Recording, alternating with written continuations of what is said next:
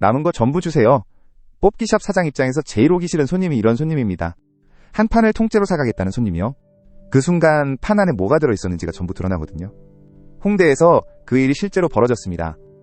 한 매장이 판 자체쿠지 한 판을 손님이 다 사갔는데 가장 비싼 1등 경품이 나오지 않았다는 겁니다. 커뮤니티에는 그 1등 티켓이 애초에 판에 없었다는 설명까지 붙었고요. 저는 점포 가이드를 하면서 15년 넘게 창업상담이랑 점포 양도양수를 해왔습니다. 이 사건을 보고 제일 먼저 든 생각은 처벌 얘기가 아니었어요.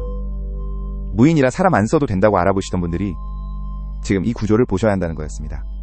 오늘 확인할 건 4가지입니다. 첫째, 한 판을 다 사면 무슨 일이 벌어지는가? 둘째, 사장 계산기에는 왜 그게 이득으로 보였는가? 셋째, 전 재산을 걸겠다는 문구는 왜 되돌아왔는가? 넷째, 무인 매장이라서 이 사고가 더 커진 이유는 무엇인가? 쿠지부터 정리하겠습니다. 미리 구성된 티켓을 뽑아서 티켓에 적힌 등급의 경품을 받는 방식이에요. 어릴 때 문방구 앞에 붙어있던 커다란 종이뽑기판 떠올리시면 거의 정확합니다.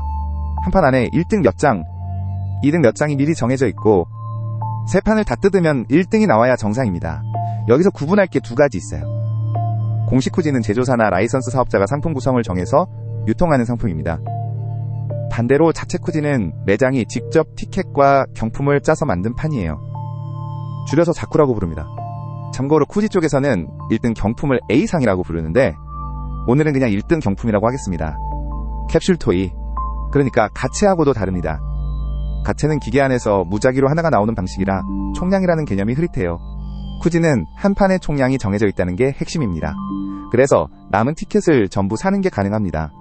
이걸 통털이라고 부르는데 통털이를 하면 그 판의 구성이 전부 공개돼요. 처음 확산된 게시물 기준으로 한 판 90장, 장당 21,000원짜리 판이었습니다. 한 판이 189만 원어치인 셈이죠. 손님이 남은 걸 전부 샀는데 1등 경품이 나오지 않았다는 내용이었습니다. 여기서 이렇게 생각하실 수 있어요. 운이 나빴던 거 아니냐고요. 그게 아니라는 게 이 사건의 출발점입니다. 1등이 나오지 않은 것과 1등 티켓이 처음부터 없던 것은 성격이 완전히 다릅니다. 앞은 운의 문제고 뒤는 판매한 내용 자체가 달랐다는 문제거든요. 한 커뮤니티 댓글에는 다 까봤는데 1등이 아예 없었다는 거잖아요 라고 적혀 있었습니다. 뒤에 올라온 정리글에서는 매장이 1등을 뽑을 수 있는 티켓을 판에 넣지 않았다고 설명합니다. 과거에도 하위 상품만 빠져서 유리해진 판을 걷어들이고 상위 상품을 따로 팔았다는 주장도 나왔고요. 다만 여기까지는 전부 커뮤니티에 올라온 얘기고 수사나 판단 결과는 아직 없습니다.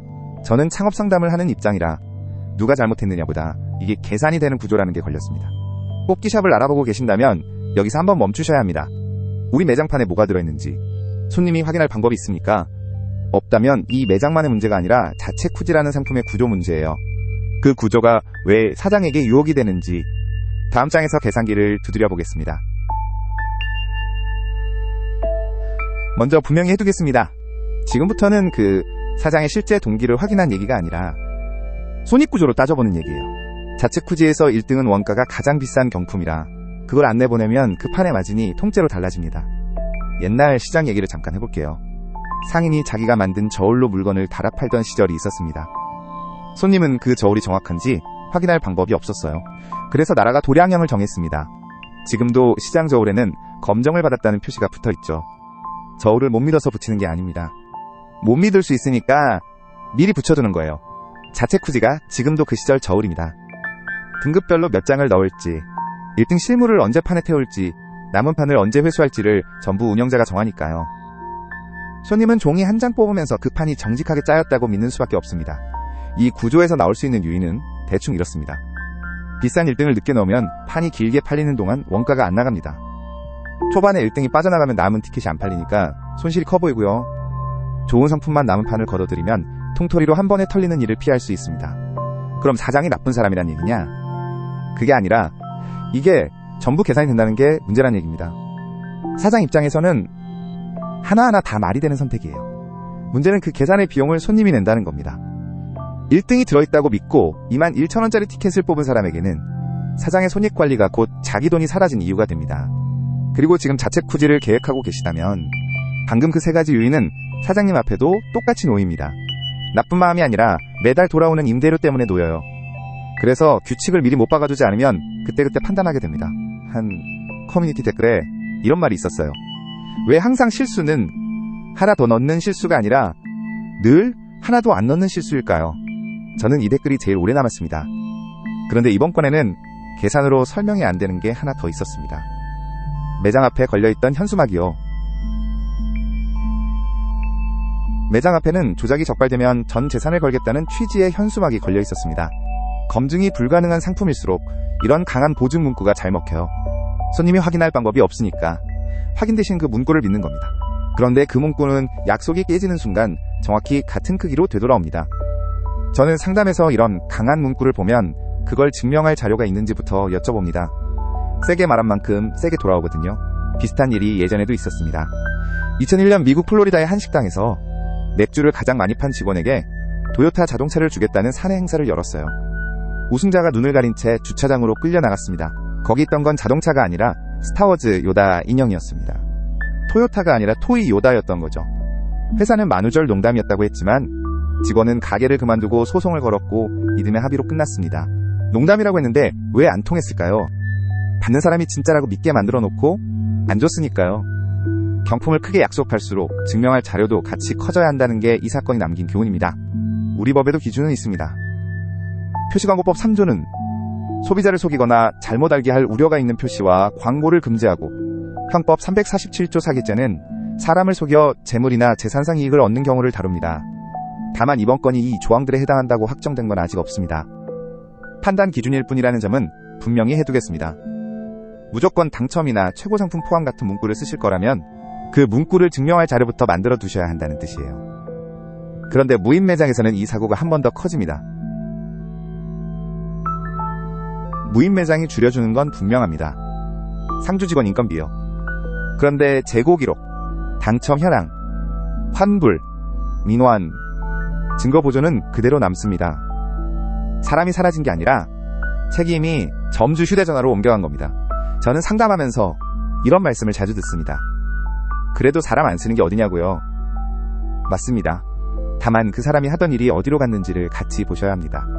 직원이 있으면 그 자리에서 끝나는 일이 있어요. 손님이 이상하다고 하면 확인하고 필요하면 그 자리에서 환불합니다. 무인 매장은 그게 안 됩니다. 대응이 늦어지면 그 공백을 커뮤니티가 대신 채웁니다. 이번 건도 그랬습니다. 매장에 사람이 없으니 해명도 온라인에서 해야 했고 그 해명이 또 캡처돼서 돌았어요. 사과문을 두고도 본인들이 고의성 없음을 스스로 확인했다는 게 무슨 소리냐는 반응이 이어졌습니다. 정리하면 무인 뽑기샵에서 위험이 터지는 자리는 6군데입니다. 상품 구성, 자녀 재고, 환불과 민원, 증거 보존, 마케팅 문구, 그리고 현장 대응이요. 이 6개의 공통점이 있습니다. 전부 사람이 있을 때는 그 자리에서 처리되던 일이에요. 무인으로 바꾸면 이 일들이 사라지는 게 아니라 사장 개인에게 쌓입니다. 그리고 이번 일로 홍대의 다른 가채샵들까지 의심을 받고 있습니다. 이 업종은 한 매장의 사고가 연매장 매출까지 깎아요. 증명장치를 갖추는 건 내 매장을 지키는 일인 동시에 이 업종이 계속 굴러가게 하는 일입니다. 앞에서 저울 얘기를 했었죠. 나라가 검정 표시를 붙인 이유는 저울이 틀려서가 아니라 손님이 확인할 방법이 없어서였습니다. 무인 뽑기샵을 하신다면 그 검정 표시를 사장님이 직접 만들어 붙이셔야 합니다. 구성표를 붙이고 실물을 전시하고 기록을 남기는 게 그 표시예요. 그래서 뽑기샵 창업을 알아보고 계시다면 들어가기 전에 종이 한 장으로 정리해 두셔야 할 게 있습니다. 새 묶음으로 3개씩 모두 9칸이에요. 이 중에 답을 못 적는 칸이 3개 이상이면 아직 준비가 안 된 겁니다. 먼저 공개 3가지입니다. 한 판의 총 티켓 수와 등급별 수량을 게시할 수 있는가, 1등 경품 실물을 매장에 전시하고 그게 판에 들어갔다는 걸 보여줄 수 있는가, 티켓 투입 전후 재고 기록을 남기고 보관하는가. 다음은 증거 3가지예요. CCTV를 며칠까지 보존하며 분쟁 때 꺼내볼 수 있는가, 남은 판을 회수하거나 폐기할 때의 기준이 서면으로 있는가, 경품 품절이나 당첨 오류가 났을 때 환불 기준이 정해져 있는가, 마지막은 대응과 책임. 역시 3가지입니다. 매장에 사람이 없을 때 실제로 전화를 받는 사람과 도착 시간은 어떻게 되는가, 현수막이나 SNS에 쓴 문구를 자료로 증명할 수 있는가, 프랜차이즈라면 재고와 환불, 민원을 본사가 어디까지 책임지는가. 창업 비용을 계산하실 때 기계값과 인테리어만 보시면 안 됩니다. 이 업종에서 진짜 비싼 건 신뢰를 증명하는 장치예요. 이건 매출을 늘려주지 않습니다. 한 번의 사고에서 매장을 살려줄 뿐이에요. 저는 이 사건이 안타까웠습니다. 좋아하는 걸 파는 가게였을 텐데요. 그런데 그 판을 딴 사람도 결국 사장입니다. 한 판의 구성을 손님 앞에 공개할 자신이 없다면 아직 시작하지 않는 게 맞고요. 반대로 그 준비가 돼 있다면 오히려 기회입니다. 다들 못하는 걸 하는 매장이 되니까요. 여러분 매장에는 검정 표시가 뭐가 될 것 같으신가요? 댓글로 남겨주시면 다음 편에 같이 보겠습니다. 무인 창업은 업종마다 위험이 도는 자리가 다릅니다. 세탁방, 아이스크림, 스터디 카페까지 하나씩 뜯어볼 생각입니다. 이런 거 파는 채널입니다.